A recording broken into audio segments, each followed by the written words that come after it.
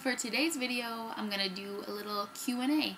I asked you guys on Facebook to leave me some questions, so now I'm gonna do my best to answer a few of them. I just pulled up the questions on my phone here. So, let's get started. Rachel Mills asked, as a child, what did you want to be when you grew up? And honestly, I didn't really think about it too much. I was sort of just being a kid and focusing on, that.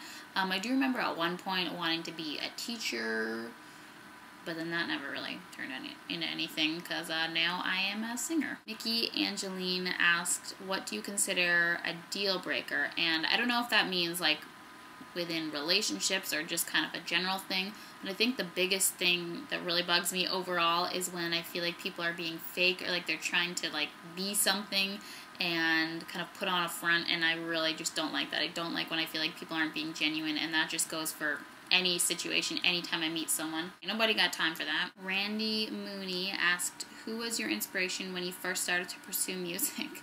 And honestly, I feel like my answer for this is a little embarrassing, but it was Demi Lovato and Selena Gomez, because I remember I had this magazine, and it was like a People special thing or whatever, and it was just kind of on the two of them, and I just remember like looking through it and being like, oh my god, like I want to be them. I didn't really look up to them as like musicians so much. It was more just that they were my age and they were kind of doing all these things that I wanted to do and having these successful careers. So that was one of the first things that sort of sparked me wanting to be a singer. Glenn Joseph Harris asked, who, living or dead, would you most like to collaborate with?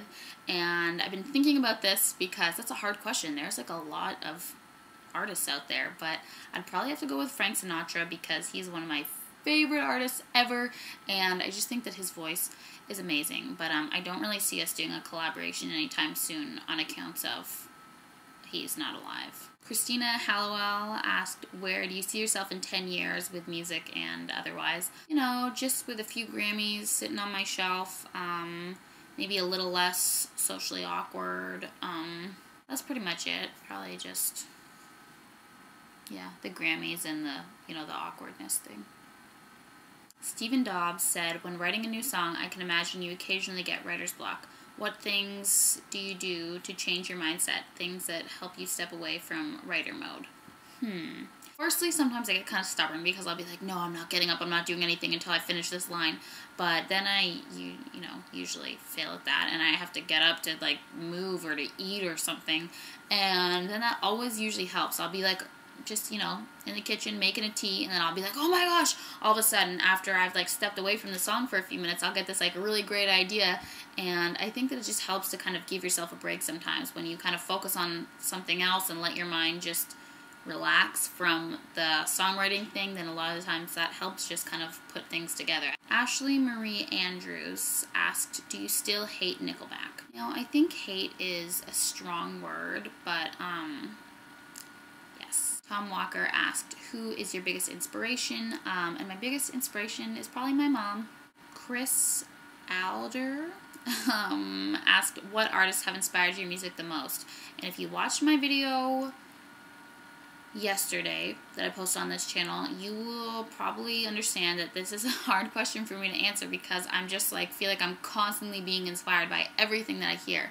But I'd probably say Norah Jones, Adele, and Lana Del Rey. Chloe Duncan Ricks. I feel like that X is silent. I just do not know how to say names. But she asked, what's the best thing about being able to write your own songs and knowing that people have listened to them and can relate to them like you have with other artists you like? I feel like you sort of just summed it up in that question.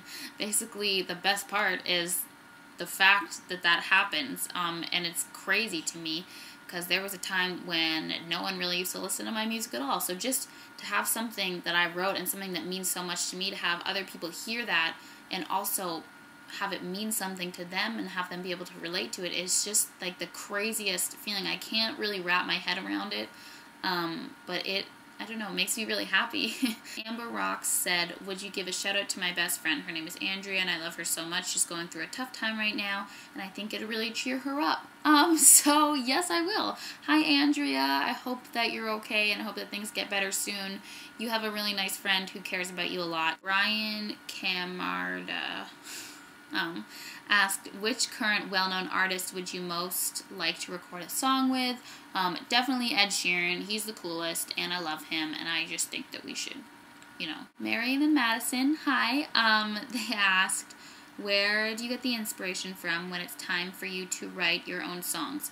Do you get inspired by your past or something? It kind of just depends on the song. A lot of the time I do like to write about my own personal experiences or my own feelings, but lately especially I've really been getting inspired by other people's lives and other people's feelings, which is a little weird, but I kind of just have been paying a lot more attention to the way other people act and how I think they're feeling, and that's just something that's really interesting for me to write about. It just kind of depends on the song and what kind of mood I'm in.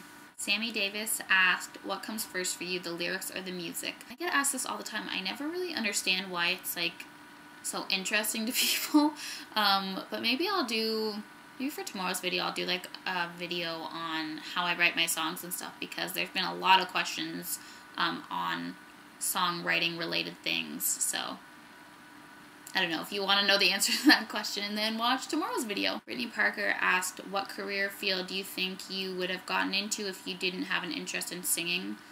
I kind of only like to sing. Probably just be kind of like depressed and just sitting on my parents' couch all the time if it wasn't for me wanting to be a singer.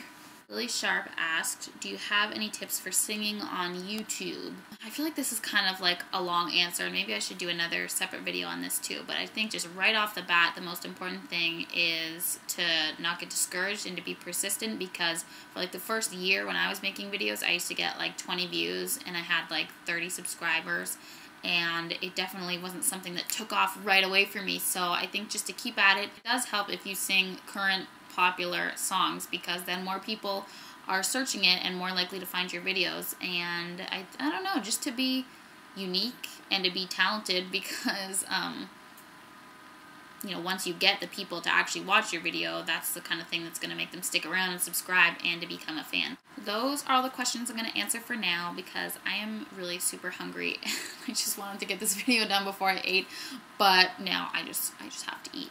So I hope you guys understand, and I hope that I answered some of your questions. I really like doing this type of thing, so if there was something that you wanted to know that didn't get answered, maybe I will do another video like this soon. I will talk to you guys tomorrow. Bye. Oh shoot, I don't know how to read. I can't read.